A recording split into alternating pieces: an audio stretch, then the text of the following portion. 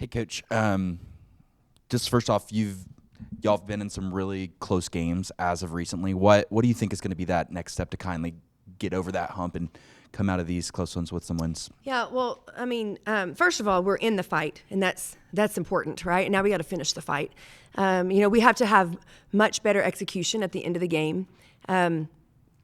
And understanding when we come out of timeout exactly what we need to do. And it's not really even just the end of the game. I thought there were several timeouts tonight that we didn't come out, and we had one person that wasn't locked in. And you just can't have that when you're playing a possession ball game. I think defensively, I thought we really, really defended well. Thought we had a really good game plan to try to keep Nipkins from going and having a big game. We let a couple of others loose on us, but I felt like for the most part, we really defended. Turnovers hurt us again, and that's where they got some payoff. And so just those little things throughout the game are things that we've got to do better to give ourselves a chance to win at the end.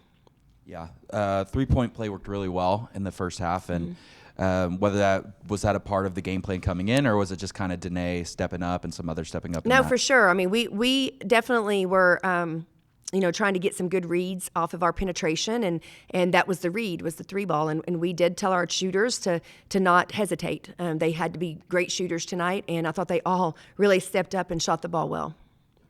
With it being National Women in Sports Day, y'all did a lot on social and stuff with that. But what does it mean to you to be a woman in this industry? Yeah, I think it's a great responsibility as a role model for the young, girls that are growing up and trying to decide what path they want to take. And obviously we all hope that it's in sports because it's such a great teacher of life and lessons that you can learn from it. But it means a lot to me to be able to be in this profession, to be able to mentor young women, to be able to show them that you can be tough enough to succeed at this level and in whatever leadership role they want to be in. So I just think it's really important to be a great role model for young kids and to give them inspiration to follow their dreams. Yeah, and you are a great role model to these girls. So who's someone who's kind of been a big impact on you through your time in sports, just for you as a woman? Yeah, obviously Coach Sharp comes to mind very quickly because obviously I had a great career here at Tech and playing for her and learned so much from her. And, it does my heart really, really good to see her up in the stands every time we play here. I just want to make her proud. And, she just showed me the ropes. I mean, she showed me what you can do, what you can accomplish, even if you're from a little small town in West Texas. And so obviously she's a huge impact on my life. I would say that my mom is another one because she was never the coach. She was never that person, but she was such a supporter, and she just knows so much how to love unconditionally and to encourage you to chase after your dreams. So, I mean, I've had several women in my life. I would even say that my daughter Bryn is a huge inspiration to me and a huge role model, even though she's younger than me. You just want to do good things for good people. Yeah, great answer. I worded that weird, and you kept out. Well, hopefully I did. No, you did. You did great. I worded it weird. But so Saturday, heading to Fort Worth. Once again, second matchup against TCU. The first one, y'all played really well, just didn't exactly go your way towards the end. What's something that your expectations for the team going into this one? My expectations is for us to go in there and to fight like hell, to be honest. We are showing that we can play, with some of the top teams in our league. Second time around is always harder because you've played them once and you see what works and what doesn't work. But it's probably good for us to be able to know what didn't, right? So we can tweak some things.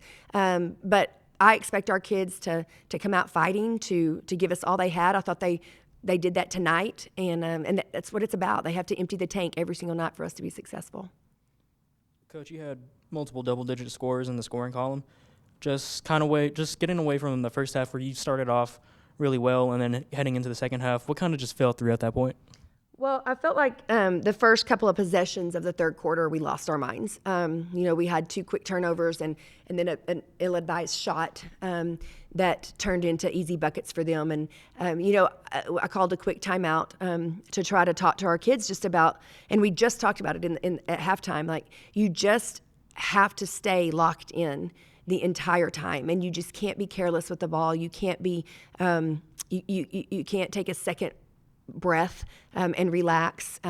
You've got to come out and continue to play with the same type of intensity and aggressiveness that you started the game with. And after that, we played from behind most of the time, but we came back and I thought I challenged Bailey in a timeout and really asked her to step up and to be a great leader for us. And I think she responded with 6 points after that and kind of put us on her back a little bit. I thought Sarah was fantastic all night long. I thought she really played really determined, and I thought Maya Pete also gave us some really good minutes. And just very, very good 3-point night tonight.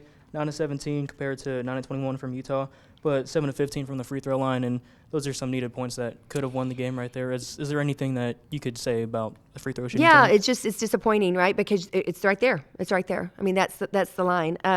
Coach Giroux did a great job with the scout, and he had a formula for the girls with how we could beat them, and we needed to get to 72 points, and we needed to hold Utah to 70. Clearly, we did that.